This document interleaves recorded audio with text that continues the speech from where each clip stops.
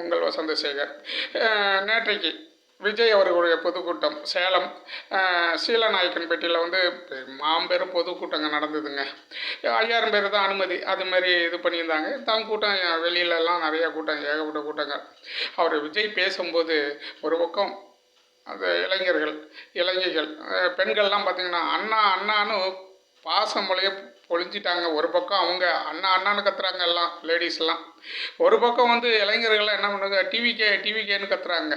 தளபதி டிவிகேன்னு ஒரே பயங்கர சவுண்டுங்க. அந்த அளவுக்கு ஒரு பாச மலையை வந்து பொழிஞ்சிட்டாங்க. நேற்று வந்து சூப்பரான ஒரு பேச்சுங்க.